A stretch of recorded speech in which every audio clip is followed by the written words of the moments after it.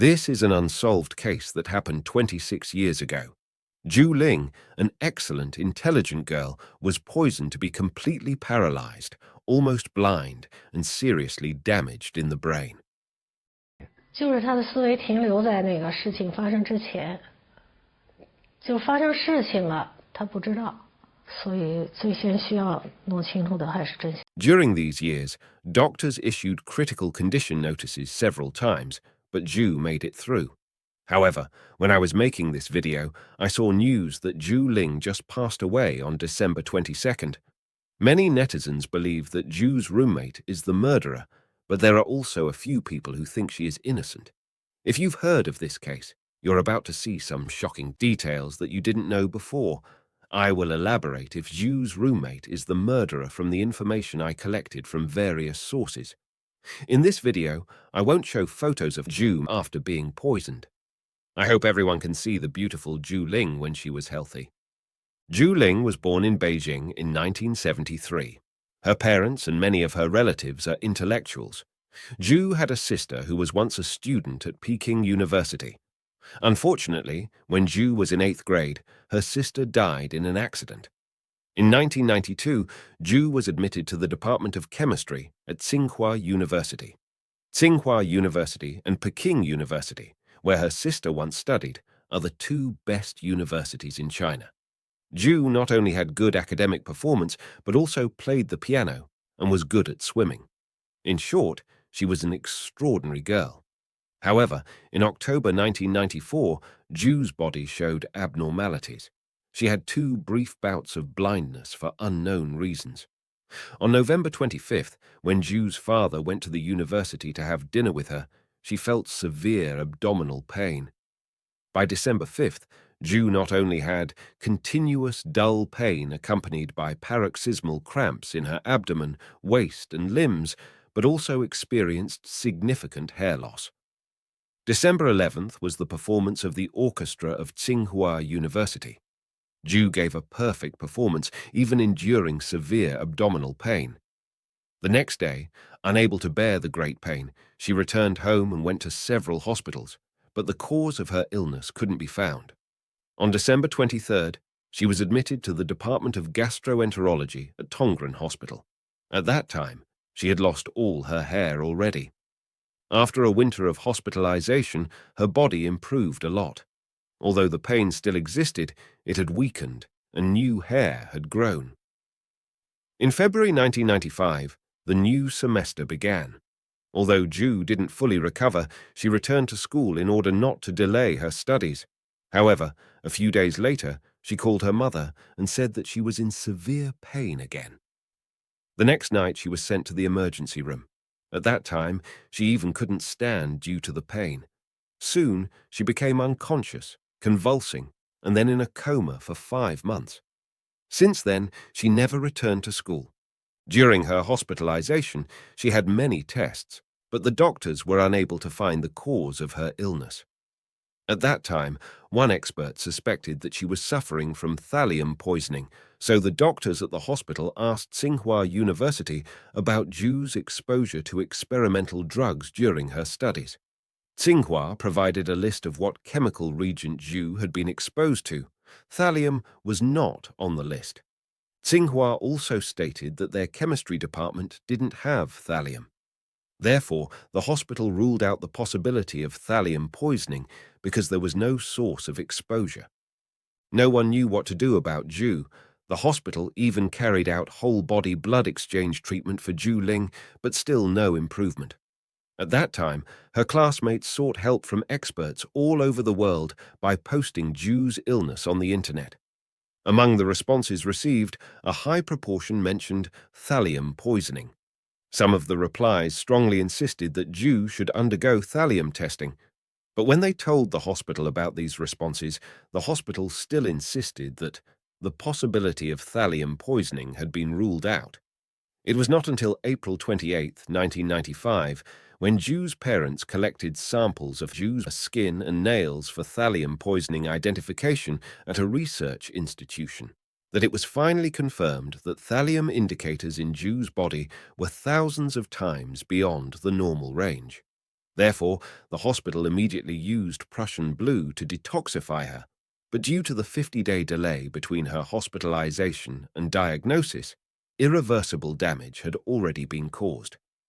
Zhu's nervous system was completely destroyed. She was paralyzed for life. Her intelligence declined to that of a 6-year-old child, and her eyes were nearly blind. Ironically, Zhu's treatment expense was as high as 500,000 yuan, but the effective antidote was only 4 yuan. The identification experts judged that such a large amount couldn't be due to accidental ingestion or contact, and it must have been poisoned by others. 为什么味道不知不觉几天以后才发病？一个人的致死剂量就一克就可以足以于死地了。 Therefore, Zhu's parents reported to the police on April 29th. Since April 29th to May 7th was China's Labor Day holiday, Zhu's family waited for the police to investigate after the holiday. On the morning of April 29th, Zhu's family requested Tsinghua University to immediately evacuate Zhu's 3 roommates who lived in the dorm to protect the scene and seal Zhu's belongings for further testing. However, the request was rejected by the teacher. She told Zhu's family that Zhu's 3 roommates had gone on vacation during the holiday, leaving the dorm empty so there was no need to seal the scene. However, on May 5th, a strange theft occurred in Zhu's dorm. No cash or any belongings of Zhu's 3 roommates were stolen, but only Zhu's personal belongings were missing, including a water cup, water bottle, toiletries, and other personal items. Since no valuables were missing, the police didn't investigate the theft case. In the days that followed, the police filed a criminal investigation into the poisoning case. During the investigation into the source of the thallium, the police found an invoice from a research group of the Tsinghua Chemistry Department for purchasing thallium in a store in Shijiazhuang City. The police went to Tsinghua to investigate and found that there were 7 people in this research group, and Zhu's roommate, Sun, was one of them. Therefore, Tsinghua University issued a statement again, stating that the laboratory management was very strict and that Sun was the only person in the research group who was Zhu's classmate and also had access to thallium. Sun was one of Zhu's roommates. They used to be besties in their freshman year. Sun is also from Beijing. Her family members all have important positions in the government and are very powerful in China. A month before Zhu had symptoms for the first time, Sun entered the research group for an internship in September. This clue led the police to focus on Sun and investigate her possible motive for the crime. Subsequently, the police found Zhu's father's supervisor to inquire if Zhu's father had any history of disputes with Sun's father. Although Zhu's father and Sun's father had worked in the same company, they were not in the same department, so they had never come into contact with each other. After a long time, the case was not moved forward until April 2nd, 1997. On that day, Sun was questioned for 8 hours by the police before she was taken away by her family. Afterward, the police also requested that the school postpone issuing Sun's diploma and degree certificate. After being questioned by the police, Sun attempted to prove her innocence by having her brother, who was not a Tsinghua student, enter the Tsinghua chemistry laboratory during daytime hours alone, take out a bottle of toxic reagents with a skull label, and bring it out. Her brother recorded the entire process. Sun showed the police the video to prove that anyone could get into the lab and get thallium. 3 months later, Sun's passport, degree certificate, and diploma were released since the police didn't take further action on her. However, Sun, who had received a scholarship and planned to study abroad after graduation, failed to apply for a US visa after several attempts. Therefore, she worked in China as a project manager at Nokia China. A few years later, Sun changed her name and left for the United States. But Zhu's classmates and other Tsinghua alumni filed a petition to the U.S. Immigration and Naturalization Service. It said that to protect the safety of our citizens, we petition that the government investigate and deport her. Sun then moved to Australia and settled there. During the period from 1995 to 1997, the police had repeatedly told Zhu's family that they already had the suspect.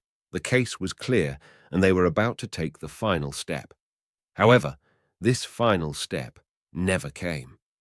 In 1998, the police closed the case due to insufficient evidence and notified Sun, but not Zhu's family. It was not until 2007 that Zhu's father learned that the case had been closed several years earlier.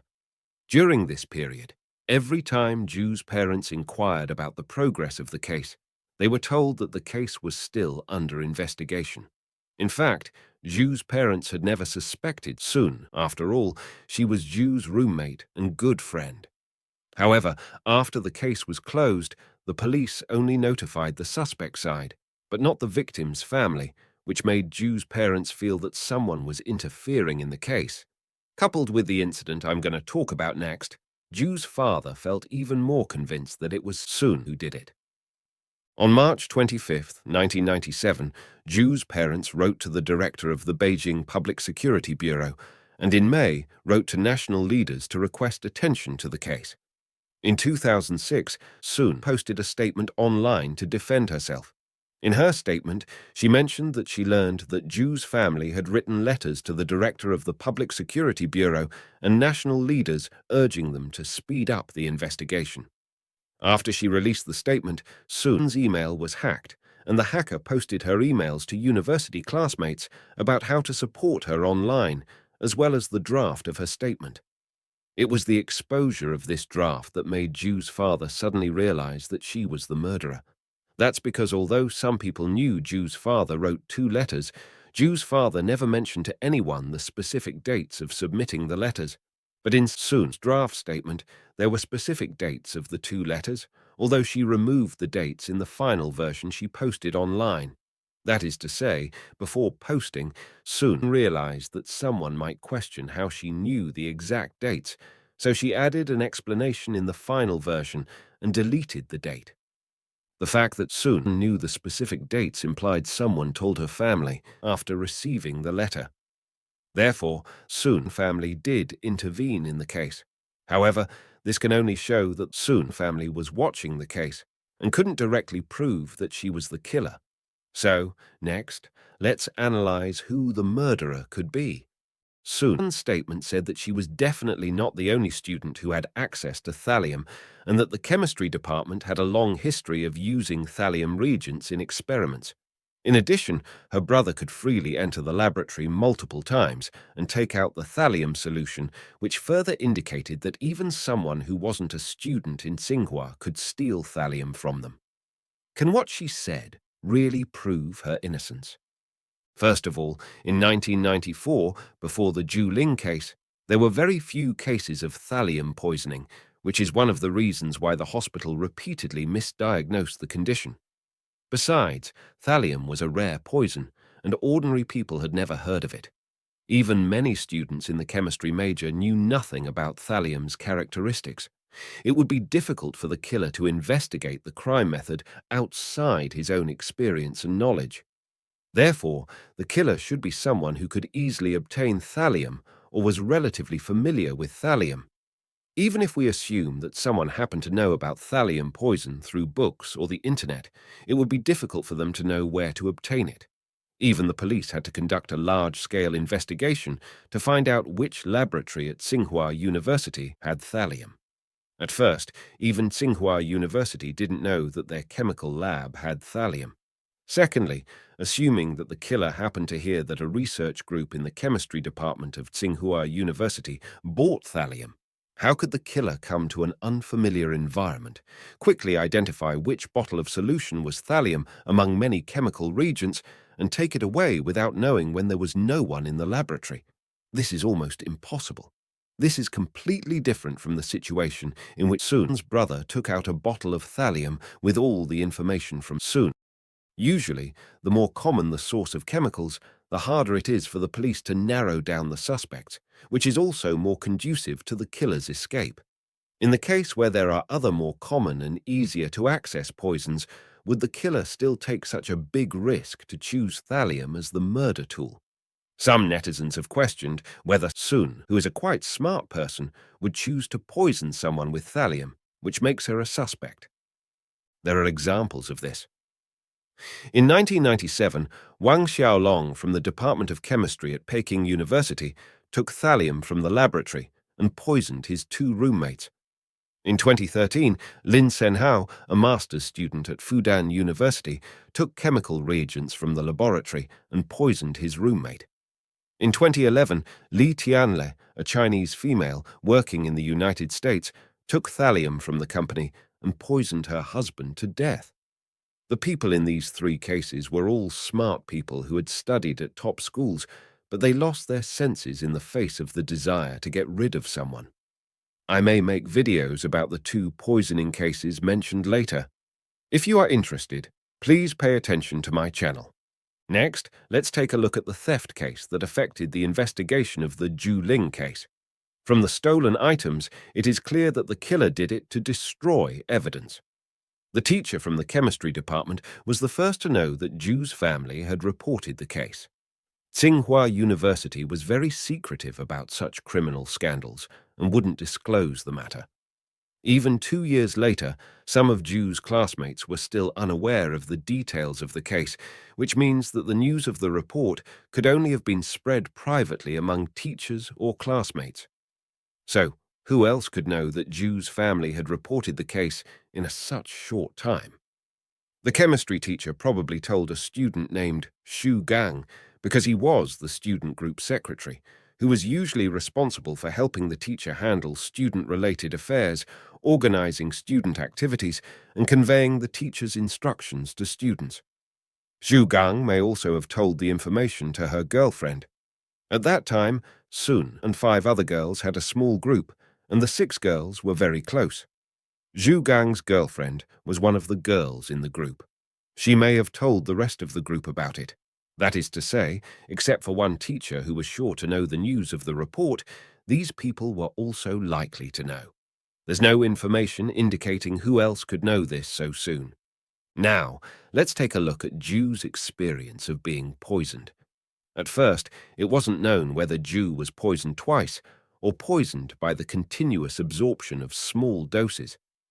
After the first time in the hospital, Zhu's condition improved a lot after a winter break.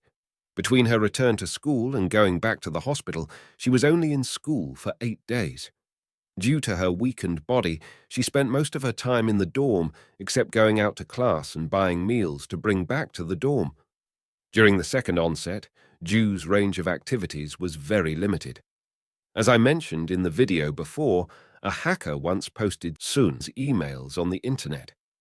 In the emails, Sun asked her classmates to search for literature on her behalf, arguing that Zhu was only poisoned once in 1994, and the physical reactions in the following months were the follow-up symptoms of that one-time poisoning.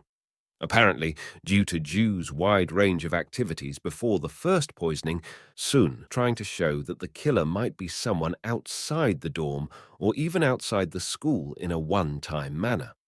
However, in 2018, a professor from the United States, Richard David Ash, obtained 2 hairs from Zhu during the first and second onset of the poisoning. After learning that Zhu had been poisoned, Zhu's parents collected her fallen hairs and preserved them properly. Professor Ash analyzed the distribution of heavy metal content in the hairs by laser ablation and concluded that Zhu was poisoned twice. The first time, she was poisoned 25 times during the period from September to December, which was a small dose of chronic poisoning. The second poisoning occurred during the 8 days when she was back to school. The amount of poisoning at this time was much larger than the first time. During the 8 days, Zhu spent most of her time in the dorm, and the only thing missing in that theft case was Zhu's toiletries and all her cups, which means the source of the poisoning was from the dorm. The report also showed that in addition to thallium, Zhu's body also had excessive lead, which was indicated by the yellow curve in the graph. At that time, the research group prepared a solution of thallium nitrate and a solution of lead acetate, which may be the source of the lead. Since 1/4 teaspoon of thallium powder can cause death from the whole poisoning process, the murderer initially controlled the amount of poisoning, and didn't want Zhu to die suddenly, but to make her sick and drop out of school for unknown reasons. The killer may have first poisoned Zhu by putting thallium in her facial cleanser, shampoo, or contact lens case, causing Zhu to be poisoned in small doses on a daily basis. Zhu had been wearing contact lenses before, but she wore glasses when she performed the last time on stage. It's possible that she didn't wear contact lenses because the thallium in the contact lens solution caused extreme discomfort to her eyes. When Zhu overcame the pain and returned to school after the winter vacation, the killer became anxious and increased the dosage. Professor Ash's report shows that the second poisoning method was oral, and at least one dose was given every day. Such a frequency and method are unlikely to be done by anyone other than Zhu's roommate who lived with her. The killer may have put thallium in Zhu's cup or water, which were missing in the theft case. To sum up, I think Sun is the murderer. But did Sun have a motive to kill Zhu? There were 4 girls in Zhu's dorm. Because Sun and Zhu both came from Beijing, they had the best relationship in the first year. In the autumn of 1992, Zhu entered the Tsinghua Orchestra, playing Gu Qin and Zhong Ruan, the Chinese instruments. Sun wanted to join the orchestra too, but failed. In 1993, Zhu brought Sun in the orchestra to also learn Zhong Ruan. However, Sun was not good at it, but Zhu became the chief of the Zhong Ruan. At this time, the relationship between the two began to become somewhat distant.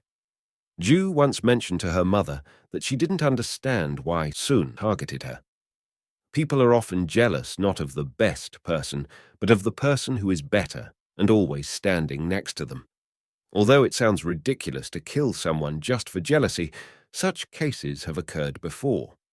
In 2015, Zhu Ling killed a 4-year-old child because she was jealous of him being smarter than her grandson. If Sun is the killer, she may not want to kill Zhu, but just want Zhu to be no better than her, or to drop out the school and never stand next to her again. After the winter vacation, Zhu's mother accompanied Zhu to the dorm where they met Sun. Sun talked to them for a long time and tried to persuade Zhu to temporarily withdraw from school and go home to rest. However, Zhu was stubborn and insisted on returning to school, which was a kind of competition for Sun. Then she increased the amount of poisoning. Although many people believe that Sun is the murderer, the evidence in this case has been destroyed. There is neither direct physical evidence nor a confession from the suspect. Coupled with the interference in the case, it is very difficult to solve it. As the Zhu Ling Foundation said, this world still owes her the truth and justice.